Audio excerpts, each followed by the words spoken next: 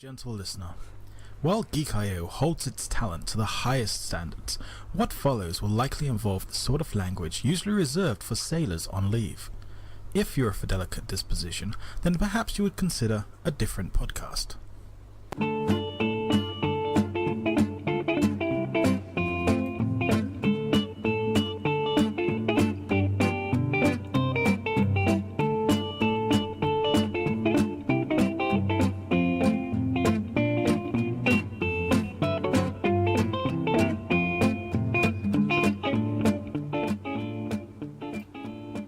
Hold on tight. This is the Generic Live Show. Indeed! Hello everyone and welcome to 2018! Woo! Thank you everyone for joining us here on a very special edition of the Generic Live Show pre-recorded show for the day that this comes out. My name's Dale Campbell as per always, and I'm joined by a very, very special guest from the Geek I podcast network, a guy who does way too many podcasts for me to actually list on one Google Doc. It's Mr. CJ Boat. Hello, friends. Welcome back to the Generic Live Show. It's been a hot minute. It really has, actual show proper Generic Live Show. Yeah, it's been a bit, other than the Extra Life thing. Yeah. Yeah, well, actually, you were on the Extra Life thing. There you go. I was on the Extra Life thing. That's right. You questioned me about my quiz making skills, if memory serves me correctly. And I still do. Well, thank God we don't have a quiz planned, actually, because that would be awkward. Yeah, it would be super awkward given our subject. Well, I don't know. You could have created a quiz about this subject matter. Ooh, is it too late? Could we just go away and make it? I don't know, man. Writing a quiz 5 minutes before you start a thing is Oh, a bad idea. turns out really well though in front of a live studio audience. All right. Well, thank you for joining. Yeah. Well, the last thing I forgot about the Extra Life thing because that was a hot minute ago as well. But you were last on the election coverage for the show proper. Yeah. Where I had to leave because I was getting depressed. And then it literally, after you left, I don't know if you went back and watched this, but after you left, it was literally just going, oh my God, oh my God, oh my God, oh my God, oh my God, oh my God, oh my God. You had a hot meltdown, and I feel bad about that, but I just could not anymore. After I saw the, not getting fully political, but after I saw the writing on the wall, I'm just like, I'm going to go drink myself to sleep now. Okay, Oh, thanks, bye. And then literally I'm just going, oh my God, oh my God, yeah. It's all on fire. Why is everything on fire? Can I literally just talk for the whole show like that though? Oh my God, everything's so good. 2017. Oh my God. My God.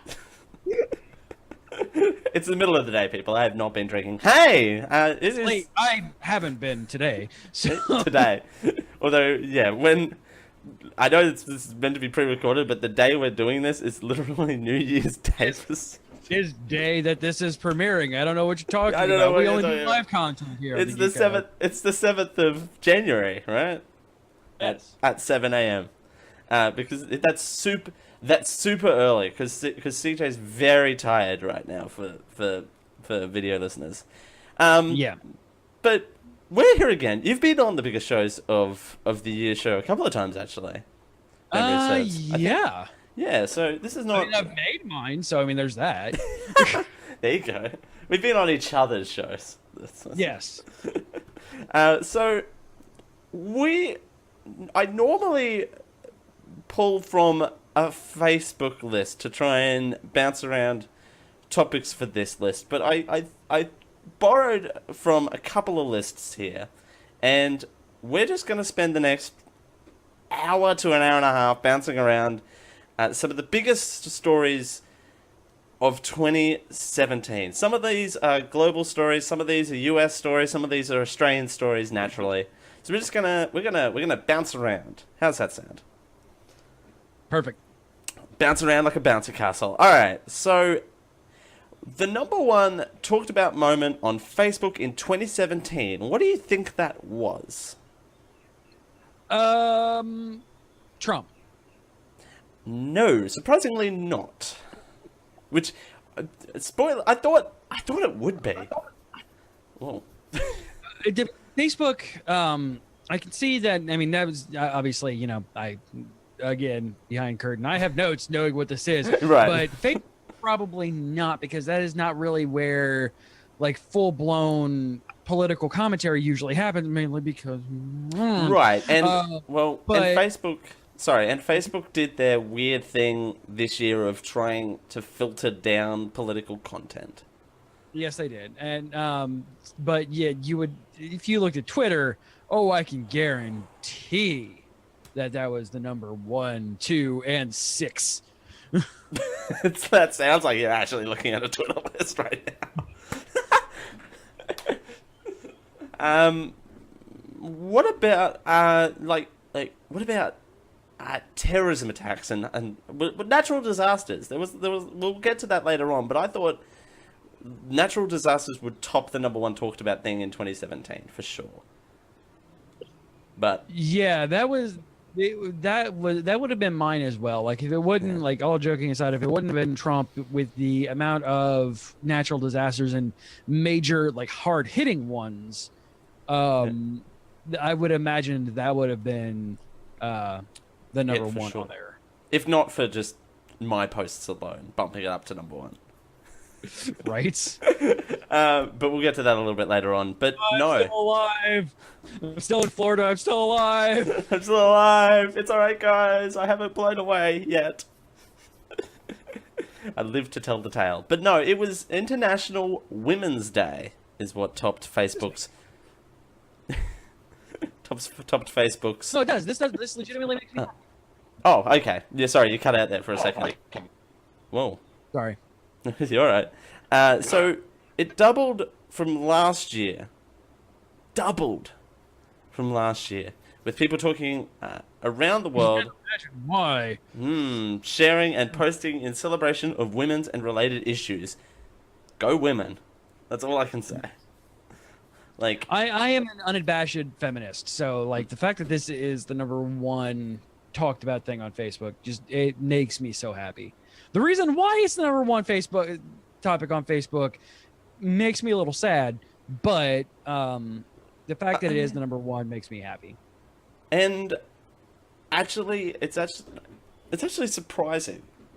All things considering, with the weird news cycles that we tended to have in 2017, but International Women's Day coming out on top is a little surprising. And looking at it retrospectively, the fact that it, like, to me, the fact that it kind of topped of the list in 2017, good on it, but it's a little surprising.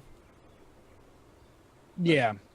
And I think more women as a whole were a much larger picture for the news in 2017.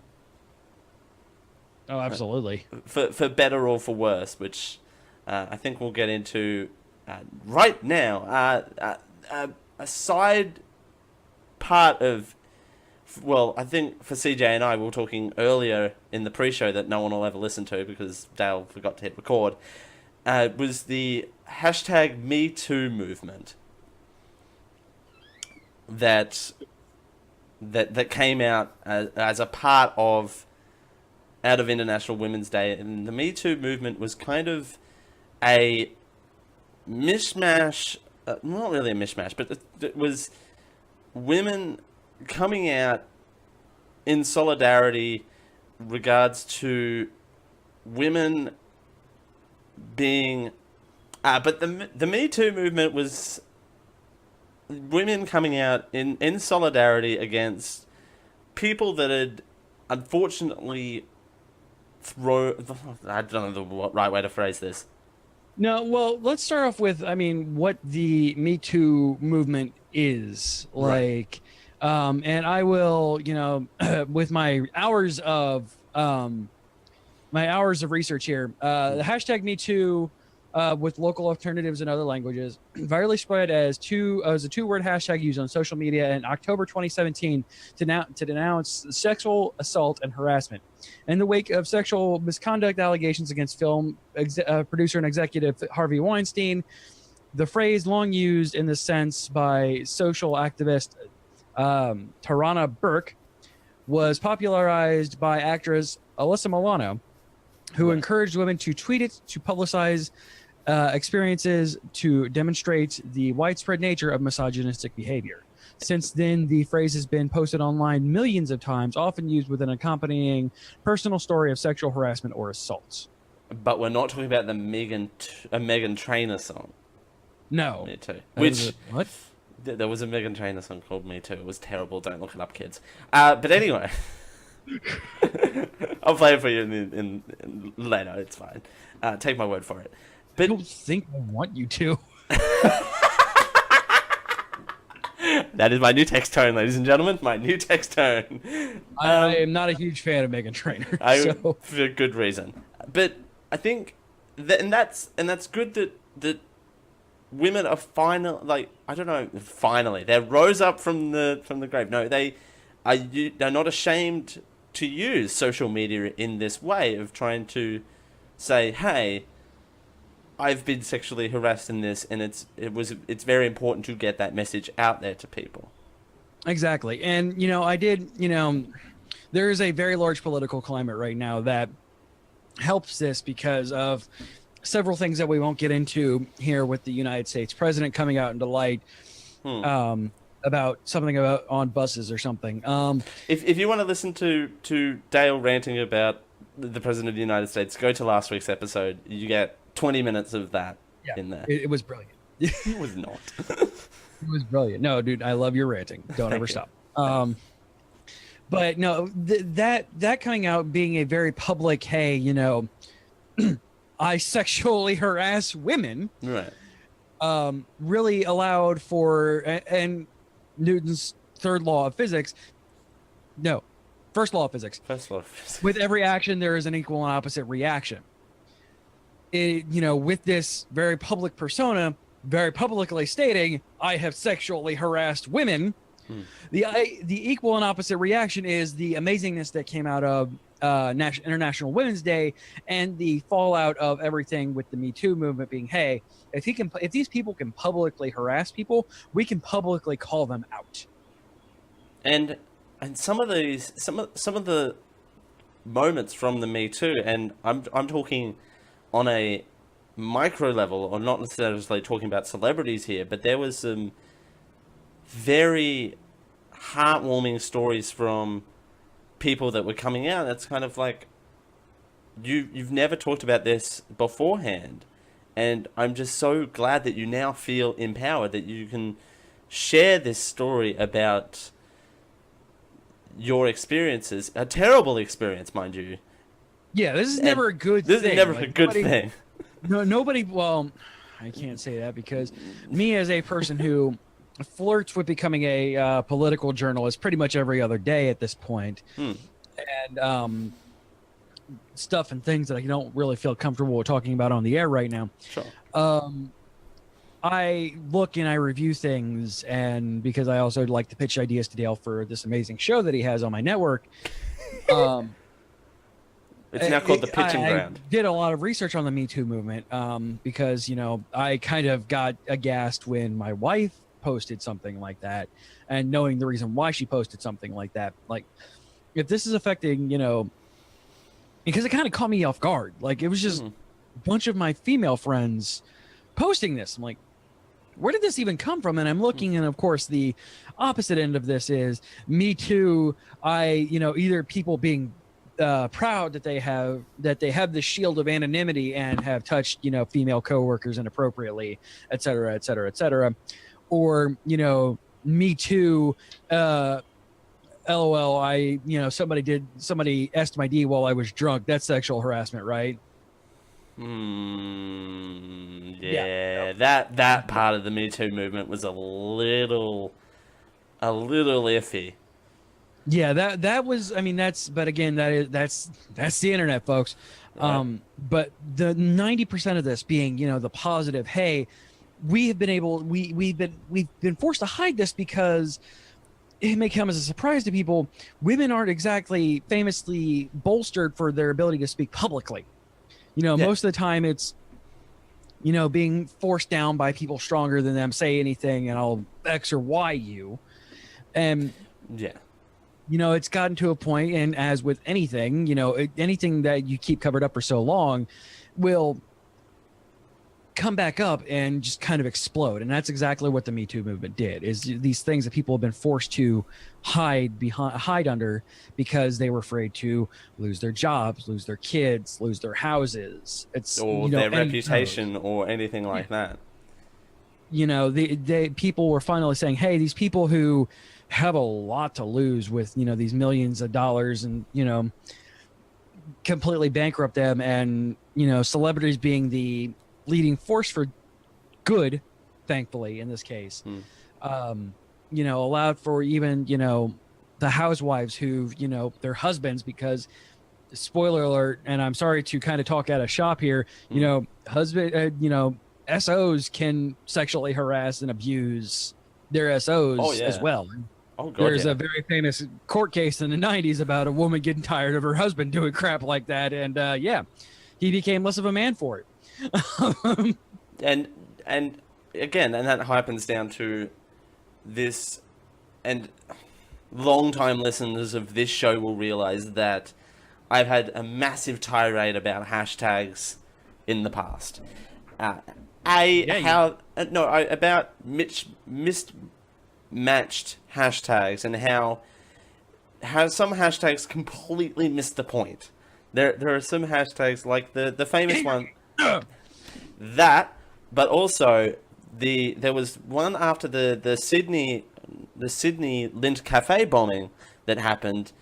It wasn't about any of that. But there was the hashtag I will ride with you, which was about how you would sit next to a person who's different from you on a bus. Yeah. Yeah, that's a nice message, but I feel like that's a message that you could have done 364 any other days of the year, but apart from outside of this terrible event from happening. That's just a good message all around. But I think with Me Too, it's a nice sort of, not necessarily a nice follow-up, but I feel like it's relevant to the conversation that is happening at the time. Yeah, absolutely. Yeah, this was not a retaliatory thing. It was let's have a conversation. It was an actual grassroots movement that caught steam, rightfully so. And not, yeah, exactly, the pray for XYZ, or, I will ride with you, or anything like that. Like, and some of those hashtags have merits. I'm not demoting the messages of what they're promoting, but I feel like it's, again, could have happened any other time. I'm still a bit furious after with I will ride with you for some reason, but the Me Too one, just, again, and it was dominant across, inescapable throughout the year. That brings us into our next topic of area, the amount of sexual harassment claims that happened in 2017. Oh boy, howdy! I'm so glad you played the bumper on this one. Hey, everybody, everybody. Hey, guess what? Everybody who you've loved over the years, they're all dicks. They're all dicks. Every single one of them. Every single one of them, and they've done some really really terrible things, and you wouldn't have known, and they've put up such a barrier. Some of them real surprising. Like, God, yeah, and it comes back to. They've got this shield. It comes back to the shield argument. You've provided this link to me, this list. Do we want to go through this list, or do we want to vaguely reference it? Recently politicized news corporation with 3 letters. 2 of them the same. Yes. And one of them, the first part of my name. Oh. But we're not going to tell you what it is. Correct. Okay. But they've done a good thing in this list and helped us with our job. This is definitely a truncated list. Like. Oh yeah. Yeah. So CNN put out a list of of the major huge ones, and this was a little bit earlier in the year, so you're still missing a couple of them.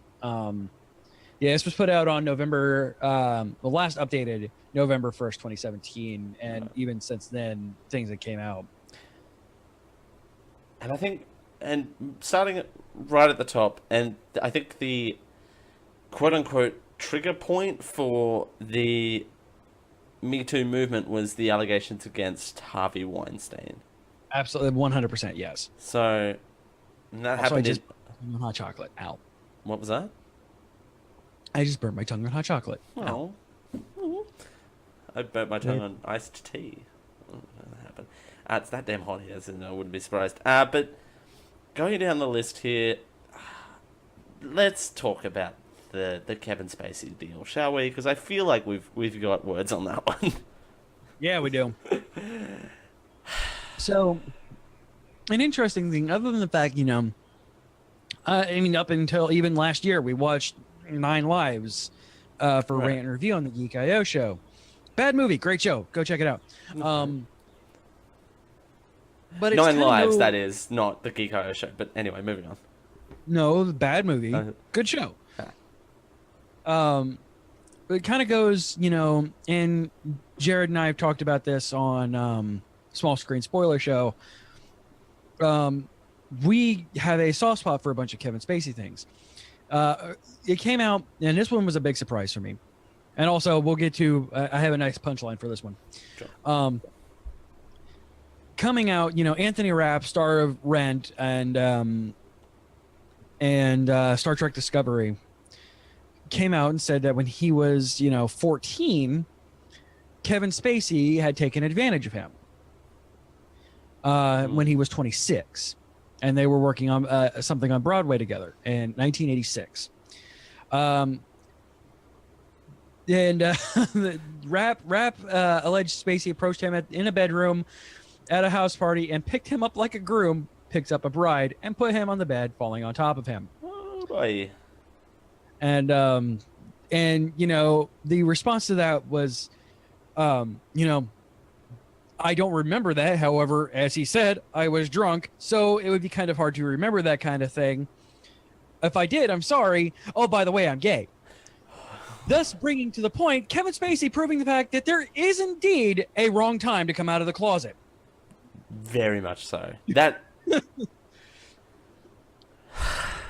Now, I understand.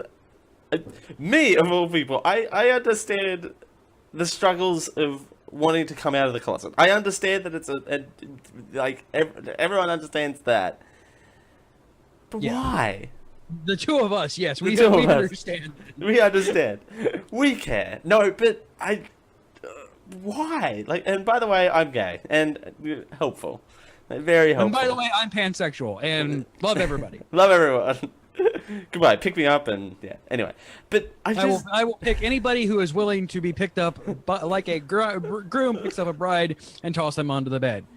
I'm married, so I may not fall on top. But I will be willing to pick up anybody who is willing to throw them on a bed lovingly, like a groom does to a wife. But you have to give me express permission and be above the age of 18. And be above the age of 18 and sign this consent form. That'd be great. Yeah, and I have my team of D6 lawyers behind me at any given time whenever somebody asks me to do that. So and then I have to put it on the Google Calendar, and then it gets really weird. And it has to be live streamed, so that way we all know that it's all cleared. IRL streaming on Twitch.tv. DJ just walking into hotel rooms, picking people up and lovingly tossing them onto bed.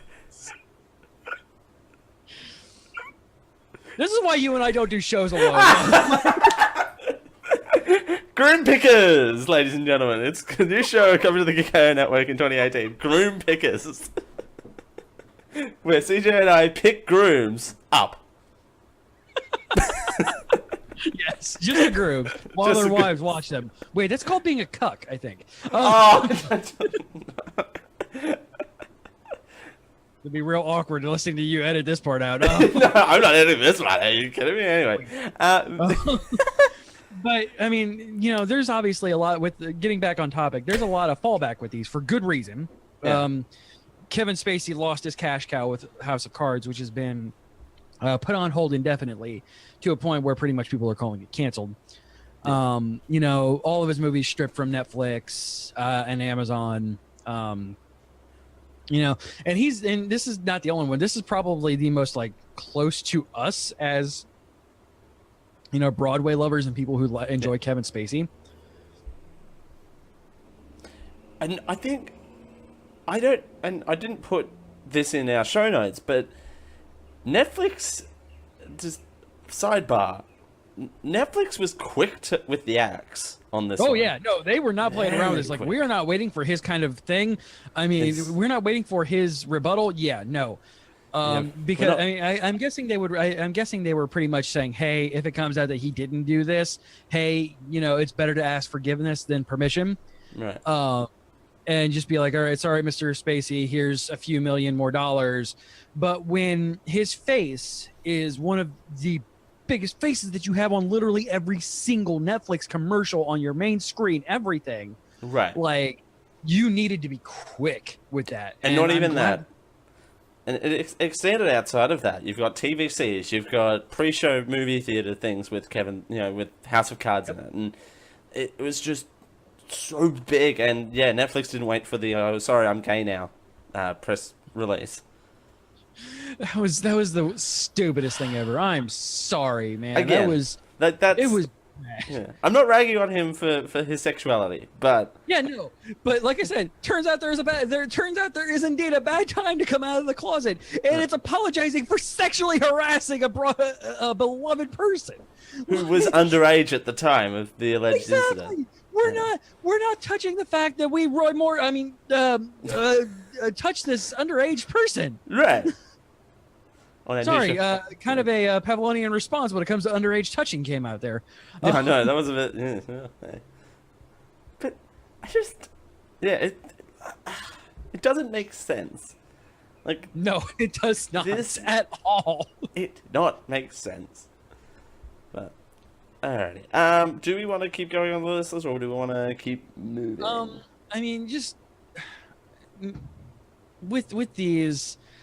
Yeah, some of them, you know, maybe, especially if it really is close to you, take it as a grain of salt. Especially if it's a private one.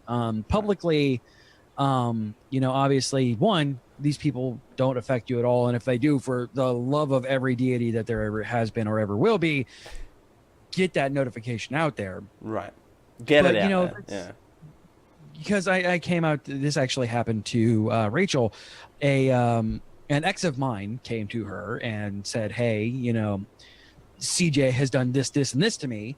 And, you know, Rachel, being the intelligent person, understanding that, hey, I would never do something like that to a human being, realized that was, you know, this person poking at them. But if you've been, you know, if you've been assaulted, if you've been, you know, anything like that, don't just post it on Facebook. No. Go talk to someone. There are anonymous support lines that you can... And this is something that I bring up every time that sexual abuse or mental health or anything like that comes up. In the United States, there's a line in every major metropolitan area across the United States called 211. It's a free service, and they'll listen to you if you just want to talk. But they can also get you help. They can get you to licensed therapists. They can get you to, you know, police if need be. Also, know your rights. The statute of limitations on sexual assault is, if you are above the age of 14 in the United States, it is 2 years. However, that being said, even if it's after that point, tell somebody. Yeah. If you are under the age of 14 and somebody has done this to you, there is no statute of limitations on this, because you are at that point considered below the age of consent literally everywhere in the United States. If somebody has touched you inappropriately or sexually, you know, or anything like that below the age of 14, you are always able to go to the police. You are always able to get them to open up an investigation. And most of the time, especially in these, justice will be served. You will not have to see this person most of the time. It will handle itself, especially if you get a lawyer. It's something that you can absolutely look at. And if it's beyond that point legally, there's nothing you can do. There's still a point where you can seek help for it. Because things like this break people. It hurts people a lot, and it's not something that you can ever really outlive.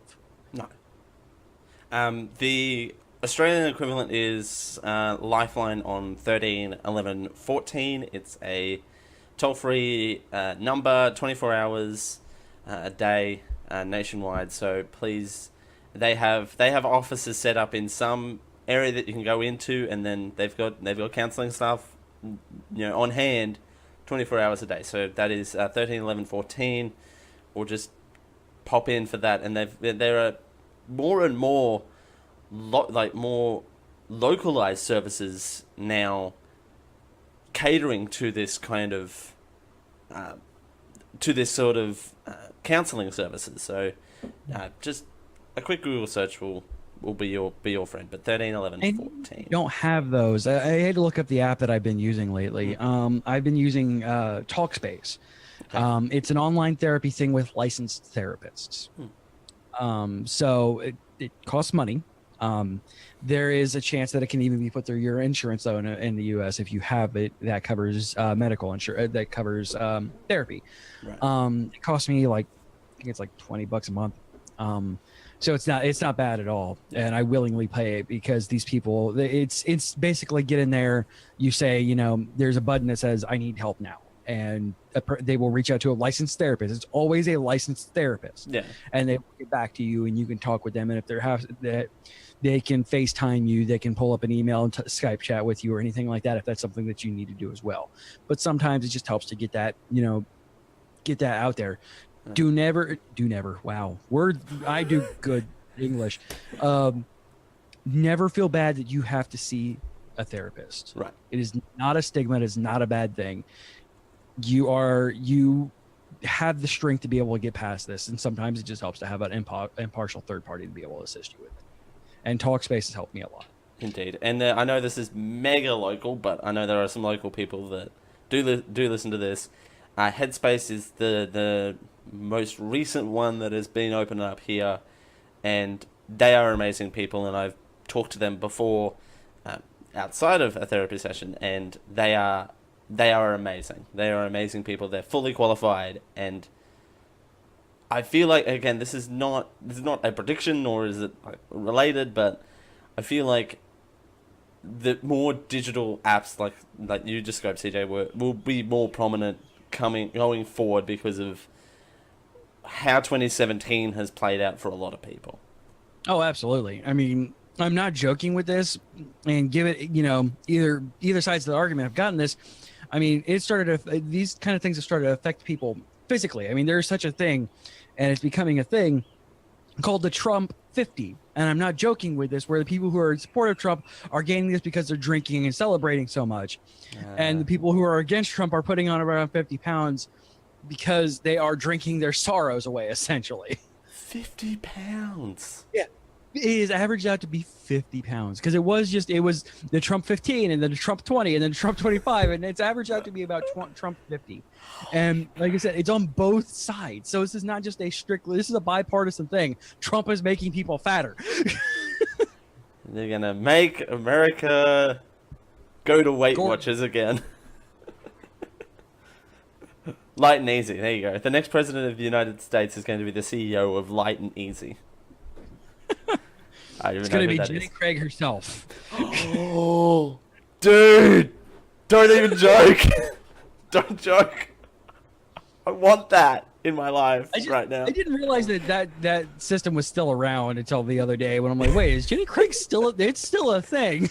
I saw a radio. I saw a radio spot. Wow. We're both good at this. We both talk for a living, you guys. I heard a radio spot the other day. I went, they're still doing that? And they're like, check out a new way to lose weight. And I'm like, there's a new way? Yeah, it's like fat. It's called like Fast and Secure or something like that. I'm like, that sounds like a Kama Sutra position. Like, or the new name of this show. Fast and Secure. All right, so now we're back to making jokes because that seems like a nice segue. That is how we handle all these things, though. It's like, oh, this super serious thing, and we give this PSA. Wow. And then fast and secure. All right, so another huge area in 2017 was the sheer amount of hurricanes and natural disasters, with 4 major hurricanes in the US spanning from early August to mid-September, and severe tropical cyclone Debbie, which I didn't forget about, but I thought was last year for some reason, in March, which was the strongest cyclone to hit Australia, and the world had a lot of cleaning up to do. Yeah, This is a story. This is a story very close. Sorry. No, that was a major one, man. God, yeah. I was out for weeks. I think I was out for like 2 weeks. Something like that, yeah. Yeah. My power was out for 2 weeks. But this is a story very close to home. Oh, yeah, for both of us. For both of us. Well, not even that. I personally went through 2 of these. Yeah, 2 of the worst ones. Like, Come me. Should I celebrate that? I shouldn't celebrate that. Ooh. No, you should not.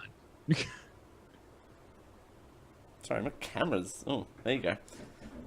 My camera's telling me not to celebrate it because it went all fuzzy then. Yeah, Cyclone Debbie was in March, and that was rough. That was very rough. And Hurricane Irma, which was also terrible. That was just, man, oh man. But I was in America for that. Yeah, you were. I was literally in the room that CJ's in now. Yeah, sleeping right there. Right there on Covered that with bed. my Christmas stuff. No, not in. Well, in September it wasn't covered in Christmas stuff. Well, No, it was not. well, and I remember that. I'm like, oh, my flights have been cancelled. Well, What do? what do? So, but of course, it sorted itself out. But I think hurricanes are a terrible, terrible experience. I think, and the world coming together after them is always a heartwarming thing. Yeah, absolutely. It definitely is it's a lovely thing when things come together like that. It's a unfortunate thing when, 40, I think it's currently 40% of Puerto Rico is still without power. So, Jeepers. that's still a thing. Far out. It's, yeah. Yeah. Oh. But and then they kept coming in hard and fast. Remind me, because I'm Australian. Did Jose ever cross a coast anywhere? I don't think so, no. Okay. I think it just kind of, it churned out there, and I was making fun of friend of the network, Jose Castillo, that he was getting nowhere in life, and he just goes, too real, man, too real. Oh. But it did still cause havoc on the coastline, so... Yeah, it definitely messed up the Atlantic seaboard quite a bit. Never directly, but just messed up shipping and messed up, actual coastlines. Friend of mine lives up in Myrtle Beach and almost had his house washed away, not because of a direct hit, but because Jose was just kind of sitting there going back and forth, causing just nothing but massive waves and stuff like that for almost 3 weeks straight. Right. That he almost lost his house because the tidal fronts were just persistent. God, yeah. And then Harvey before that, sitting in Hurricane Texas. Harvey hit twice this year, if you know what I mean. Oh.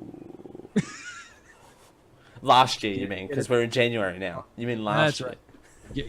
Get it because of Harvey Weinstein. Moving on. It's not funny now because you have to explain it. All right. So, and then... We'll hear you exasperatingly sigh, though. It's the reason why I explain my bad dad jokes. Oh. Nope, I'm getting played off. See you later, folks! Ladies and gentlemen, good night! All right. I don't know. That's a song called Sunflower by Topher Manure and Alex and... I don't know. Topher Manure? What? Tofu Manure? That's what you said, isn't it? No. I'm fairly sure it is. All right. Well, we've got this recorded, turns out. So I'm going to take 2 hot minutes to talk about Australia's path to marriage equality, because on December 7th, 2017, Australia finally became the 26th country to legalize equal marriage. The journey, the journey to get it legalized was something that consistently made the news in 2017. From failed plebiscites to Senate blocks, from a 122 million postal survey to High Court case, this story has it all, and boy didn't it, because I don't understand, and the reason why I put this in here, because you're vexed up on this story, if not through me, but, anything else. Having a postal survey, right, to ask the people what they wanted is fine. Spending $102 million on it is not great. Plus that's not even including all the campaign costs. Public spending for frivolous things, not really something that any of our listeners anywhere in the world really want to grump at, because each of us can poke and look at things. But it's kind of a misuse of money. Yeah. Right. And then the Parliament actually casts a free vote. Sorry, the postal survey was the second attempt, by the way. Not even outlining the first attempt that was binding plebiscite, but a postal survey was the second attempt at it. And then the Parliament went for a free vote. My favourite thing was the Bob Catter quote about how he compared same-sex marriage to crocodiles in far north Queensland, but that's a whole nother kettle of fish. That was weird. He is around here somewhere, but not near me. But and watching him on the TV all the time is hilarious for me, because it's just non-stop. But anyway, I don't understand why this became a story. And my point is, I hope this doesn't become a trend.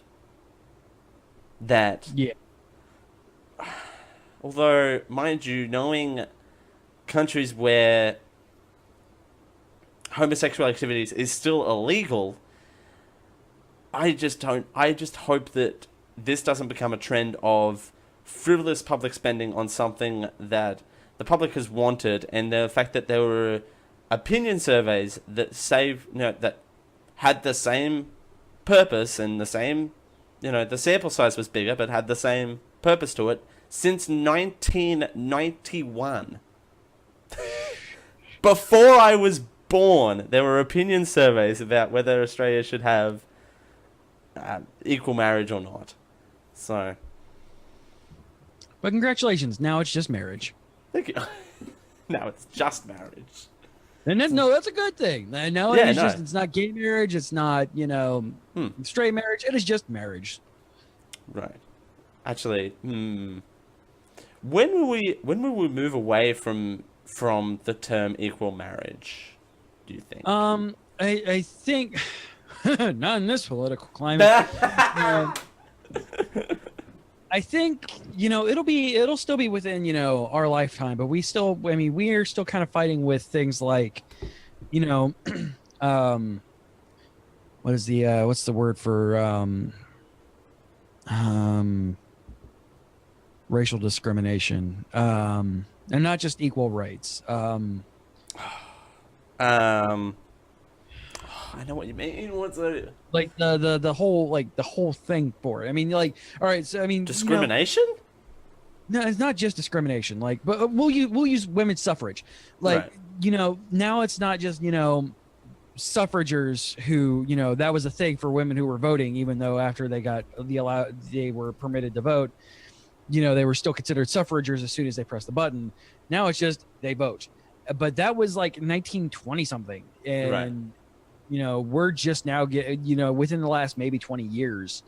So, it's still going to be a thing until it is just, marriage is marriage, throughout the entire world, that we're still going to have to deal with the fact of it, fighting for equal marriage. Yeah, it'll be a while before we move to the terminology of everyone can now get married. Yeah, exactly. Within reason. Yeah.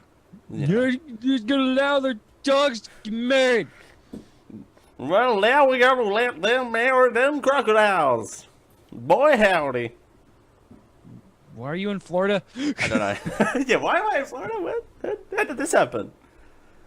I'm actually behind you. yeah, You don't see me, is- but I'm actually behind you. Hello, Dale. I'm gonna stroke your glorious beard. Ooh. It's it is just it's kind of a we're still a while out on Right. that one.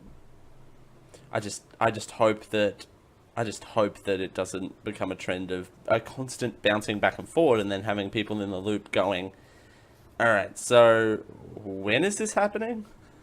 And then members of parliament going, soonish. Yeah. TM. Yeah. Soon, TM. Soon, TM. Let's move along. I just wanted to have a hot minute on that one. The total solar eclipse. This moment in August brought the world together to celebrate this natural masterpiece. It was 70 miles wide and stretched from Oregon to South Carolina. It also passed through Idaho, Wyoming, Nebraska, Kansas, Missouri, Illinois, because I'm annoying, Kentucky, Tennessee, Georgia, North Carolina, and South Carolina. I am not a scientist, so... My mother-in-law loved it, and she lives in South Carolina. I only got kind of a very brief of it because I'm in Florida. Close enough to South Carolina to be able to see it, but not to get like the full darkening effect and things like that they got. I loved watching the videos and such for this. Like the photos were amazing. They really were. And like since now we're kind of, we've had a few, downer things. Man, like this kind of showed that, you don't need a professional photographer, you don't need to be a professional photographer, sorry, but long to give great photos for something this amazing. Like and it was really, really, really, really lovely to see. God, yeah. And really polarizing about it, you guys. Polarizing? You had to wear polarized glasses. But, like, there was no political crap about this. It was brilliant. Right. Other than no, sorry. No. No one tried to turn the solar eclipse political. No one. Yes, they did. Really? The solar eclipse is the #1 push for the bleeping flat earthers thing that's going on right now. Okay. All right. You could. Sorry, I literally just looked at a story about this, and the rapper B.O.B., pretty much the headliner of the correct flat earth. We should listen to their opinion, flat earther thing. Right. But they were using that as a proof point that, hey, the Earth can be blocked because it is a flat disk, so the sun can be blocked from view. I mean, out of all the arguments, though, it's still an argument. It's still we're human beings, and we have to argue. That's the promo of this show now. Out of all the arguments, it's still an argument. I'm creating all sorts of different subtitles for your show today. Right. And it was one of those moments, and I think we talked about this earlier with all the dark stuff about, Me Too and all the rest of the downers that were happening, and then the solar eclipse happened, and it was kind of like the sunshine that, shone on and went, all right, it's, we can all enjoy this one thing. Exactly. This is something that we all can look at and all enjoy.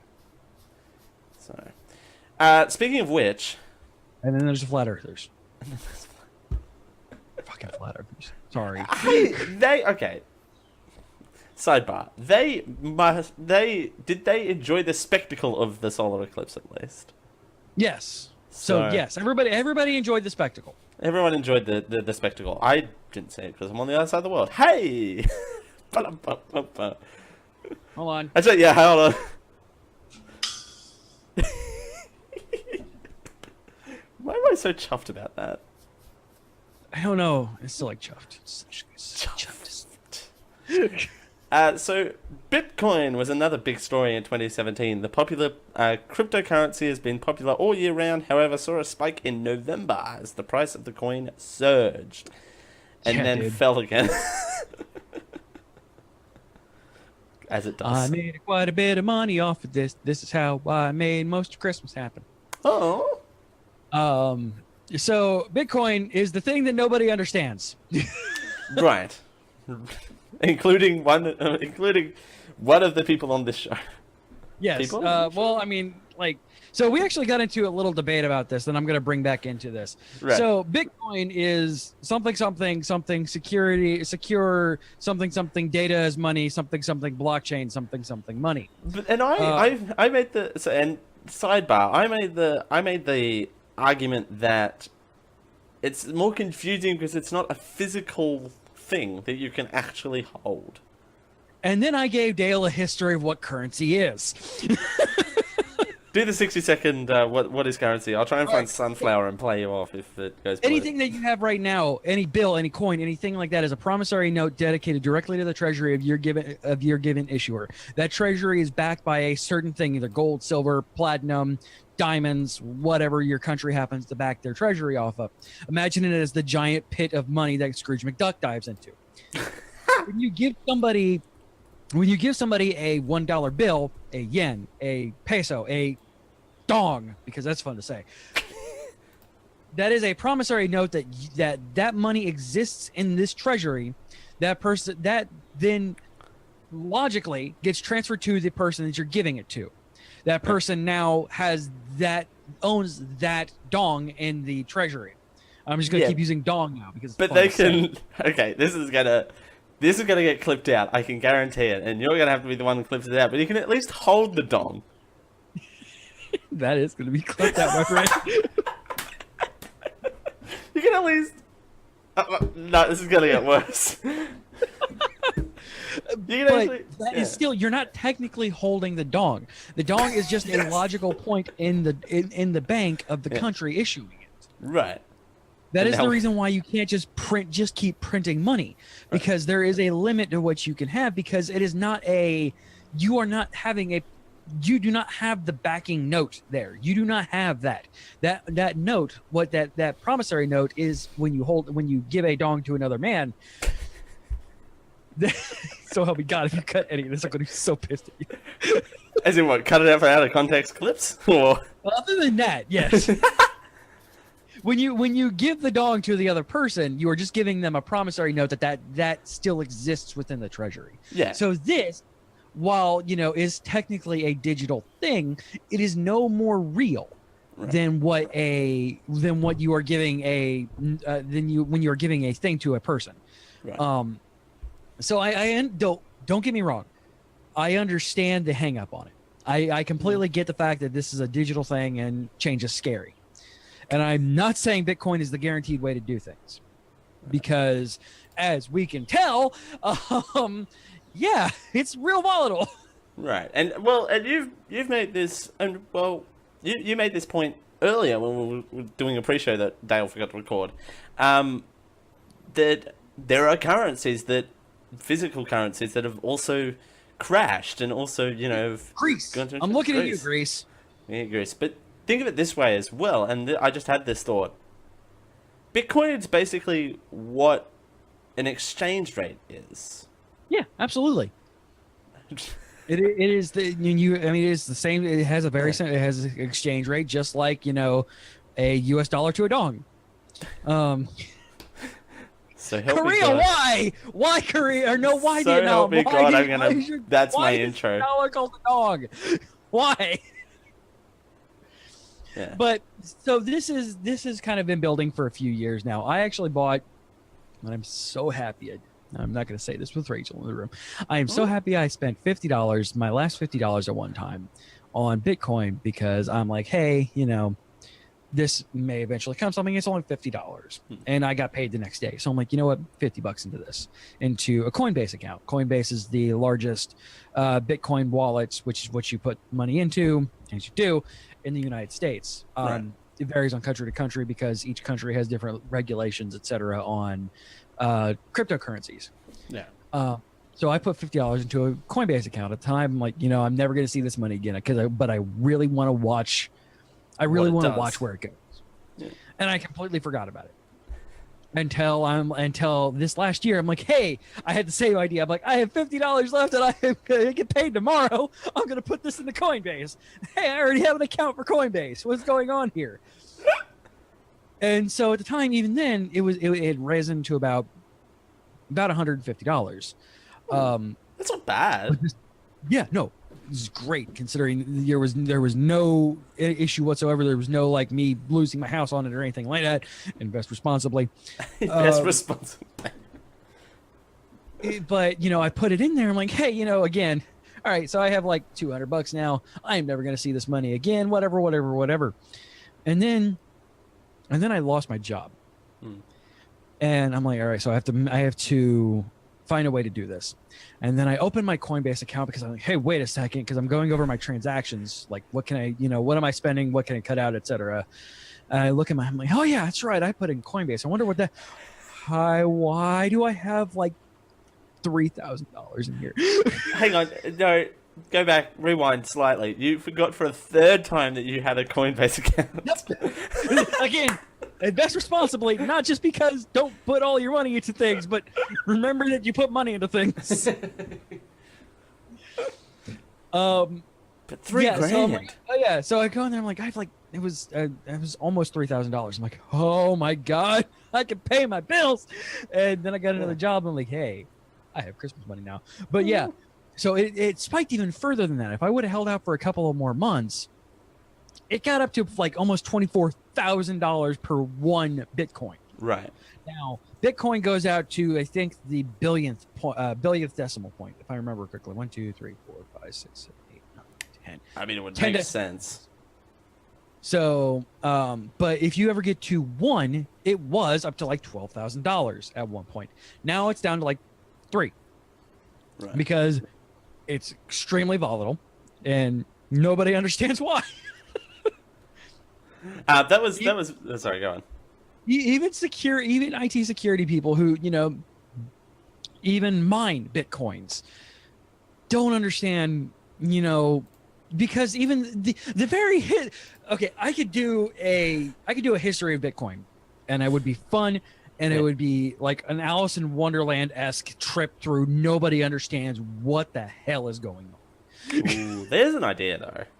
Nobody even knows where Bitcoin came from. Nobody knows where the guy who started this. Wasn't it some dude? Wasn't it some dude in his basement? Confirmed. Yeah. Never been confirmed. And every time something comes up that is confirmed, it comes to the point where, because this is all done in security field, read security as hackers.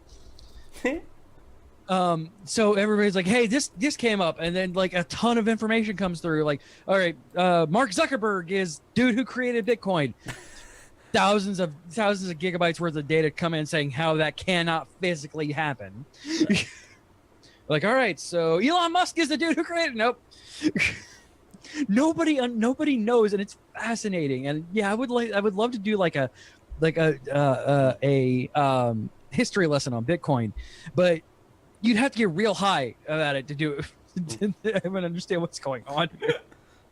But I got some music that you can use if you want. You can just. Is it from that dildo gang or whatever you just played? Dildo gang? Did you just say dildo gang? What? No, I didn't. But yeah, it's a fascinating thing, and it's a real interesting ride. But for the love of all that is holy, do not bet your house on Bitcoin, because I don't think that even this is the cryptocurrency that will break them all. Personally, I am a fan of Dogecoin or the CryptoKitty one, where the more money you mine, the bigger and bigger your digital cat gets. And I'm not joking. That's a thing. Moving on to the next part of the thing we're talking about is One Love Manchester, the most viewed video and live broadcast on Facebook in 2017. This benefit concert generated over 80 million views and raised more than $450,000 for those affected by the Manchester terrorist attacks. F you terrorism, love wins. And for audio listeners, I just walked off. But anyway.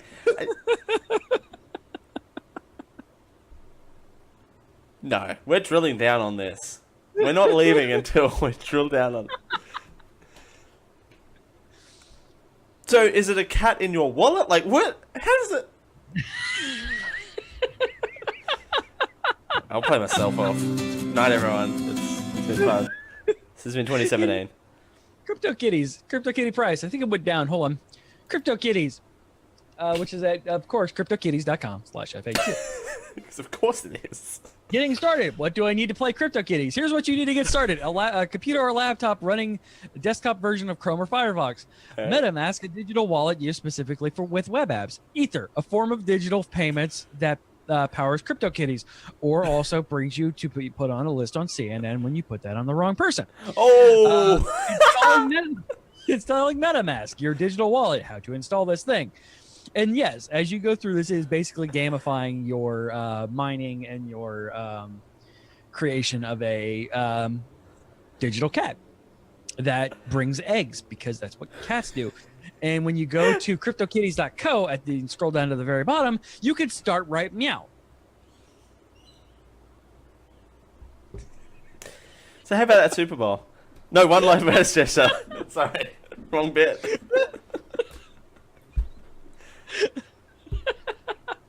I'm going to go to Slack right now and go, I quit. Just going to go, out of context. Out of context. I'm doing this. I'm doing this. Yeah, I quit. Alright, there we go. Everyone will be like, everyone will melt down, and then CJ will be the only one who knows what I'm talking about, like normal. But anyway, hey, one last much, Chester. It explains our relationship quite well. All right. So yes, I can't do it. I'm glad I brought something to this show. You always bring stuff to this show. What are you talking about? So, and then it raised more than 450,000 pussy coins for the Manchester terror attack. CryptoKitties, jeez. CryptoKitties, sorry. Be sensitive. I'm sorry. So that's... I helped. This is going in the greatest hits of 2018. I'm just saying. I'm already writing material. So, and then this puts the benefit concept back on track. The One Love Manchester was the follow-up, quote-unquote, charity event for the Manchester terrorist attack that occurred at the Ariana Grande concert. Yes. And then I put this on the list because it was more of a pop sort of a pop culture kind of thing, more so than the other items in a similar category that I could have put on this list. You mean you don't want to talk about the 36 weeks that Despacito lasted on the top of the charts? I mean, we can talk about the 412 weeks that Despacito spent at number one, if you like. It's still at number one. Whenever you're listening to this, it's still at number one. Yes. Hello, future people. We're sorry. Welcome to 2018. We're sorry about Despacito still being at number one. Sidejack though. Now that the show's off the rails. Despacito didn't actually take Billboard's number one song of the year. No, it didn't, which is a shame. Which I understand why, because Shape of You did debut at number one, so it had a chance to accrue more points quickly. I don't know. What song? Shape of You. Oh, I like what? Shapes. Yeah. Oh, I like Shapes. Yes. Okay, I like I Shapes. understand now. Okay. Not the I'm a TV song. It surprised me that actually got number one as opposed to I Am Now a TV or Despacito, which or Quit Ickley. Ickley, yeah.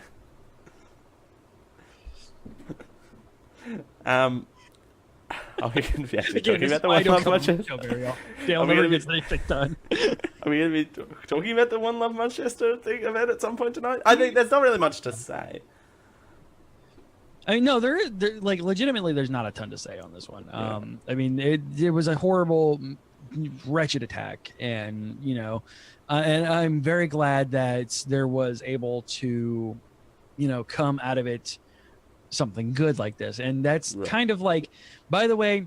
If you want a accurate, at least in my opinion, description of 2017, really a whole bunch of really terrible shit happened, but good stuff came out of it. Right. That explains all of 2017. Yeah. The 2016 leftovers, but at least some good came out of it. Yes. Right. Super Bowl 51. Yeah, because we're not the Superb Owl. The Superb Owl. Sorry. 51. You want to get Sid? With Lady Gugu. Yes. Which, by the way, I'm so glad that that Lady Gugu decided to promote Million Reasons. Do you know about the Million Reasons song? Yes. Yeah. I'm so glad that became a hit song after Superb Owl. And I think... that definitely made me happy. It's such a good song. With TV ads that no one ever remembers, and 262 million views of related videos on Facebook. Yeah, the ads for the Superb Owl this year were hot garbage. Right. I don't even remember any of them. That's how hot garbage they were. Right. I'm a person who physically studies those things. Right. Well, I did. I think I did too for this show, but I can't remember. I don't even think I did a special. Exactly. They were hot garbage. Like I remember the bad ones from like 2016 with like the Dorito Druids. Oh my god. They were so bad, but so bad, but I remember them. That's the point. I remember them. Right. I don't remember any of them from 2017. And then to round on out, a cute giraffe. April the giraffe. Oh, April the giraffe, after like 16 and a half months of being pregnant, finally gave birth. You think Despacito lasted 502 weeks at ¡1? This pregnancy probably lasted longer. Pregnancy, man. Ugh, that's a mammoth. No, it's a giraffe. It's a giraffe. Hold on.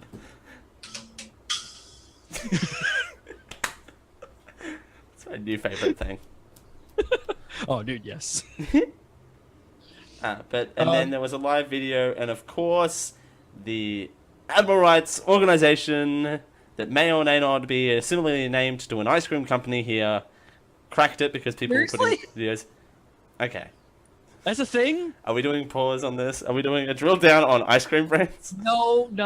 They don't have paws. They have hooves. I said similar.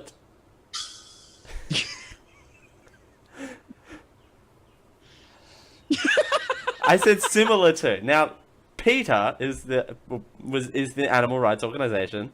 We have an ice cream brand out here called PETA's. Oh, jeez. So, jeez. Take that for what you will. That's not good.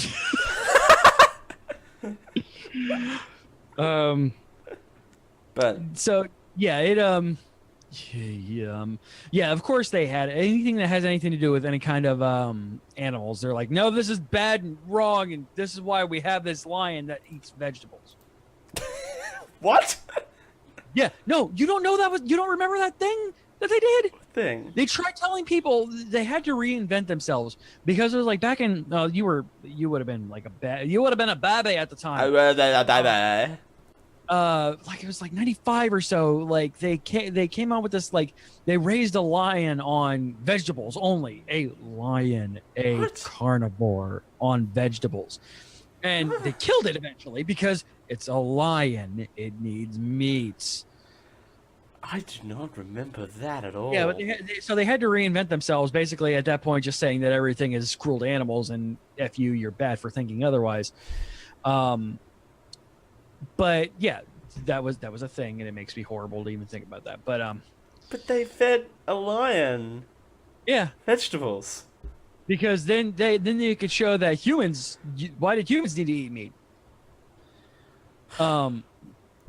Yes, the one of the top carnivores in the world. But so yeah, any kind of, like the giraffe was properly cared for, gestation was taken care of properly. It was just the fact that they hated the fact that there was a camera there and it was a zoo. And zoos, we all know from 2016, aren't a great place to hang out. Cincinnati Zoo does not want you to see. This is the show that the Cincinnati Zoo does not want you to see. As I throw up the gang sign, Right. which makes no sense to anybody who's not a member of the Diamond Club. But if you I are, apologize. I welcome and apologize sorry. for anybody who thinks I am in a gang.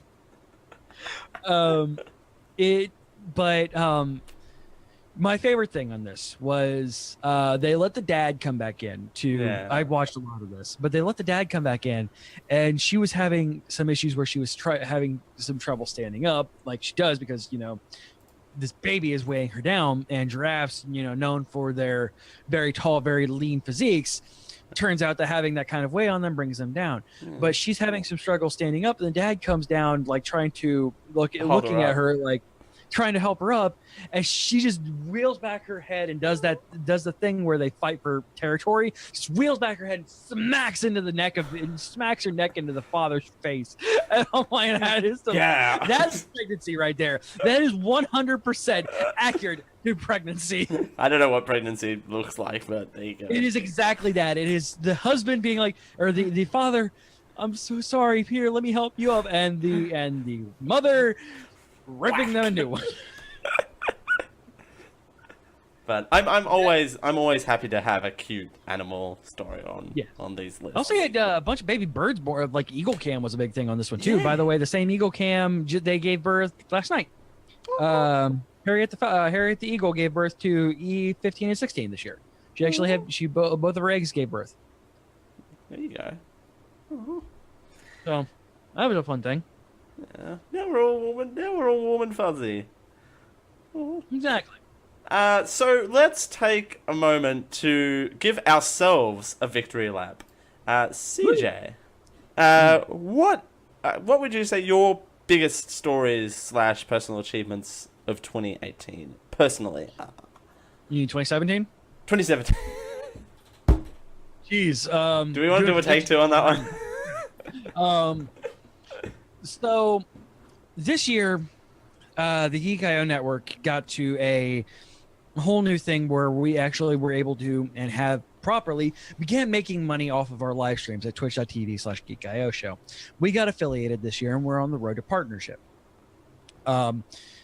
It's so that whole thing where we can actually accept bits from people and get subscribers and things like that. That was a huge, major thing for me.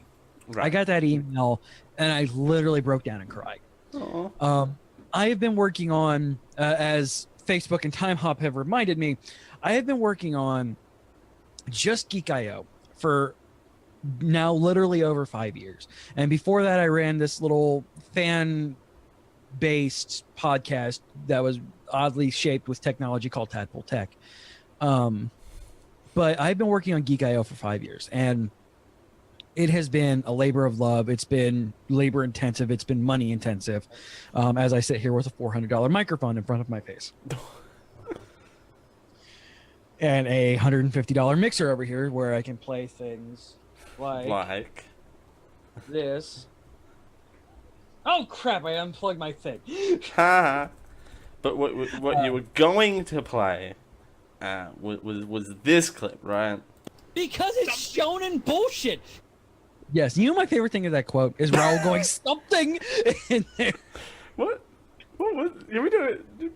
I don't remember what it was about. Because it's shonen bullshit. I think he's literally just going. It's not like. Which explains mine and Raul's relationship. Me yelling for random things and him just going, it's something. Something. All right. But I literally I got to the point where we've had a Patreon that has had we not made any money hardly at all of Patreon. Patreon.com/geekio, by the way.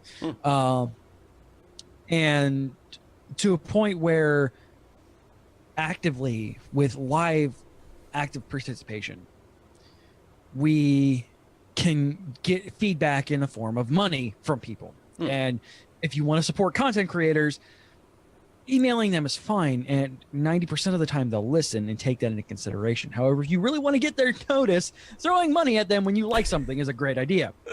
Right. So I got that and I broke down crying. And that was probably on a Geek.io level my number one thing that happened this year. Yeah. We had a bunch of great shows. I met Josh and Carrie this year, and they're two of the greatest people that I know. They are amazing. But on a Geek.io level, and something that actually allowed me to say, hey, people enjoy us enough to be able to give us feedback in that kind of way. Maybe, definitely not during 2018, but maybe during 2019, maybe I can actually go even further beyond with this, to use a Dragon Ball Z quote, because I'm listen to Anime Otaku Show Mondays at 10 p.m. Eastern on twitch.tv/geekio show. On a personal level, I had a epiphany, and this was helpful from a friend of mine who I was giving unlicensed therapy to, because he just wanted somebody to talk to and somebody to listen and somebody to every so often give him feedback. And he would give me say some things, and I would say, well, in my experience, this and this.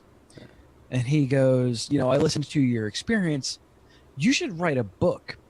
And I'm like, there's no way. There's no way. And I'm realizing I have been battling mental illness pretty much my entire life. I remember my first panic attack when I was about 6 years old. And don't tell me 6-year-olds can't have panic attacks. No, because I explicitly remember the chest tightening, the eyes watering, the eyes shaking, everything like that. Along with the anxiety, along with the general anxiety disorder that I suffer from bipolar disorder with a high lean on depression. I suffer from a degenerative eye disease, which helps fuel my anxiety and things like that, to a point where I can't drive. So I began writing a book about my experiences and how I've dealt with what I've dealt with my mental illnesses and things like that. And it's never like a judgment thing or anything like that. Just saying, hey, so I guess you can call it a memoir or whatever, but it's, hey, this is what helped me. Yeah. And the biggest thing that got out of me on this one, I had just written down 3 pages at the time, and I had left my iPad, or I'd let my daughter get on my iPad to do some schoolwork. And being my daughter, she navigated around there and found the Google Drive document that I was looking for and read it. And she comes in and gives me a big hug. I'm like, what's up, sweetie? She goes, I'm sorry, Daddy. I'm like, okay, why? I read your book. What? And she goes, I've had those issues too. What can I do? And that simultaneously said, hey, I'm helping people. Oh shit, I have a daughter that has the same issues as me. Oh shit, I have to deal with this now. Right. Well, it's not only that, before reading that, I'm assuming she didn't come to you to have this conversation. No, she did not. So that book has helped her come to you for, to have that conversation. And that since then we've been able to, get her to talk to a therapist and things like that. And that is the reason why I'm such an outspoken thing whenever any kind of, mental illness or assault or anything like that, because most of the time they're hand in hand. In my case, they were hand in hand. Right. I'm not going to get into why, because that'll be in the book, and I want the book to sell. Spoilers! Don't spoil your own book. Right. So sometime during this year, I'm going to be getting that out to agents and stuff like that to see if I can maybe get that book published. But my biggest accomplishment my personal biggest accomplishment of 2018 or 2017 was that I started this. And when you start putting those feelings onto paper, whether digitally or physically, you get this weird like combination of, yes, I'm doing this. No, I don't want to do this, and I don't want to relive these things. Yeah. And if that can, and instantly, I almost got an instant feedback on this can actually help people, and that is what drew me to continue to write this. Right. And I'm not even into my freaking teenage years yet, and I've cried more times writing this book than I think I have since my daughter was born. There you go.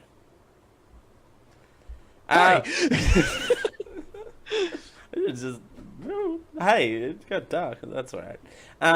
No, it's a very emotional thing, and people have approached me to kind of ask me to write a book as well, about similar-ish topics and issues that I feel like you're more brave than me, sir. You're more brave than me. I'm just going. No one wants to read anything about me, let alone anything else. So, and I can tell you, you're wrong with that, because people want to hear stories with them not being alone. Thus, me too. Right. Oh, me too. Yeah. Hashtag me too. Not the Meghan Trainor song. Anyway, 2017 for me was a doozy. It was a massive year. Yeah, holy crap! I was all over the world, literally. Give me the room shot. No, okay. So I need one here then. Chuffed I am. Now I just need to get a trombone so I can just go wah wah wah at all times. But that's too much setup, that is. You'd have to grab the trombone. That is, because then I have to pull it out of here and go wah wah wah. And that was just a really weird thing to make. It was a really weird thing to make on camera. Never mind. All right, moving on. All right, okay, what else have you been no trombone for you. One of my personal highlights for the I'll start with podcasting. Well, I suppose they're kind of tangentially. They're kind of tangentially related. DragonCon this year. Being able to come out for DragonCon, which is a big geeky convention where fandoms come together and celebrate what they love. Being able to be a part of that.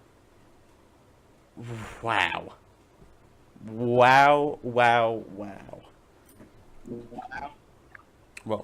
I'm hearing myself. Why are you hearing yourself? I don't know why I'm hearing myself. But it was an amazing experience, and being able to podcast on stage was both the most nerve-wracking and exciting thing at the same time I've ever felt in my life.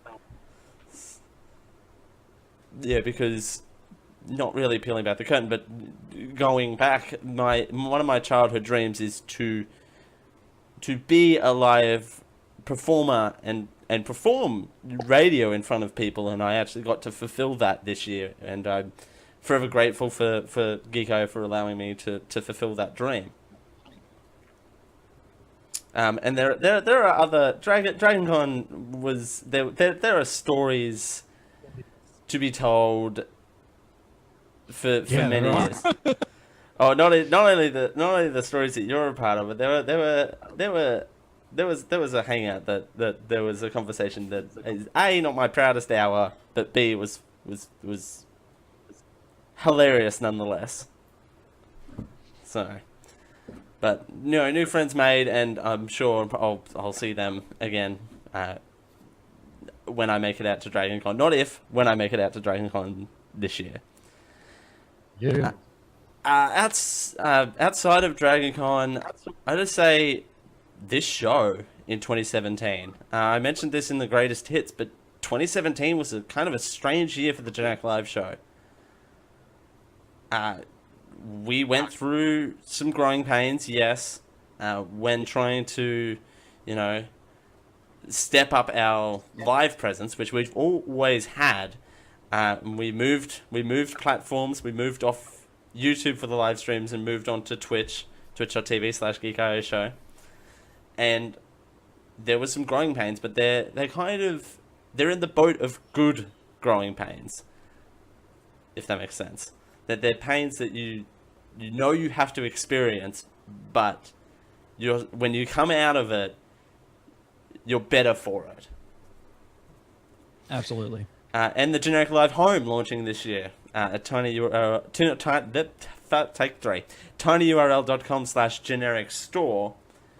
Having a store and having a separate, not really having a different creative area to project things on is kind of an interesting concept to me, which was one of the main reasons behind the store. And also I had a wild hair that day, and I'm so glad I had that random idea of, hey, I'm going to open a store. I'm in a good place where I'm going to open a store. And it was just such a thrilling thing, and going, oh, I've got an order in, yay! So, having constantly uptaking that is exciting to me. So, and then 2018 is going to be an even more exciting year in that sort of arm of the Generic Live Show. So, apart from that, there was one significant thing that I did do this year was the internship with Study Cairns. As a part of my school degree, you have to do an internship in order to complete the course. I could not have asked for a better internship experience. There was just so many things that I learned about the industries, and it's a completely different industry. So Study Cairns provides or helps students find helps international students find education here in Australia, and more specifically here in Cairns, where I live. And it was just an enthralling experience. A new day was a new experience. So it was just an enthralling thing, and at the end of it, it all led up to me helping run a international education convention where people from different countries came in to our city and filled up a convention center about this. And I'm like, okay, what needs to happen? I was bouncing around going, all right, let's do this, And at conventions, as you would naturally expect, there are things you have to basically live by the seat of your pants, going, oh, far out, this thing's broken. What are we gonna do? There are 300 people that are expecting this thing. Oh crap. So, and it was an amazing experience, and I also met there was lots of things happening on Geek.io side of things as well, Josh and Carey, and I just feel like 2017 has been a growing year as well, for me personally. I've come out of my shell and invested in, what was it? Pussy coin. What was it? Crypto Kitty. Crypto Kitty. Sorry. I legitimately forgot. So, but that was my 2017. So, it was weird.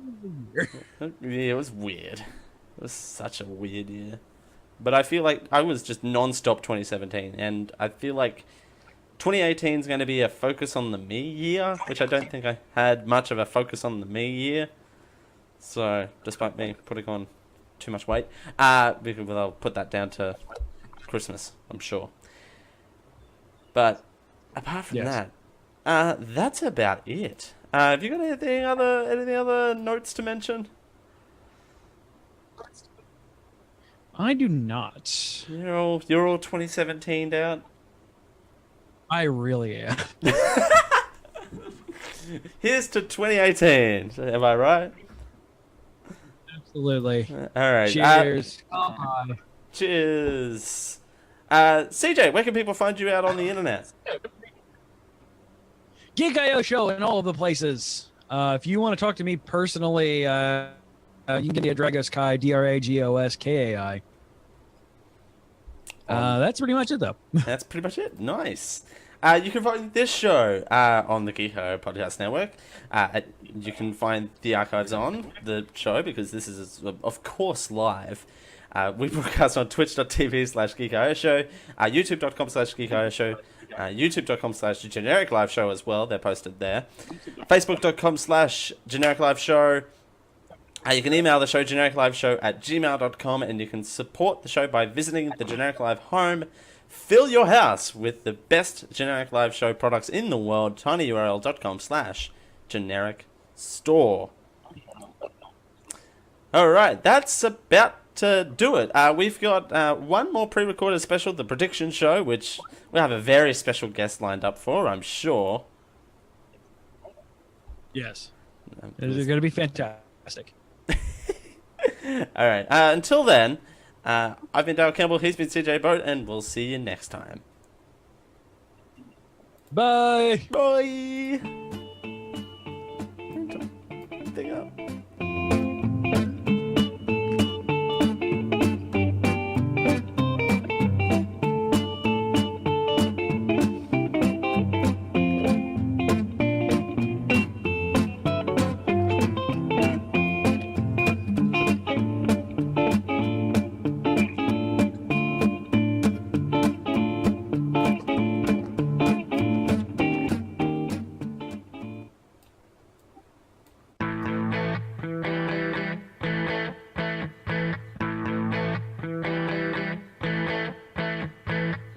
Hi, my name is Water Buffalo, and I hope you've enjoyed this Geek I Media Network production.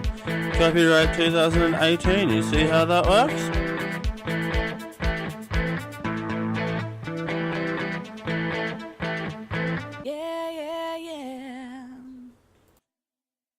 Diamond Club hopes you have enjoyed this program.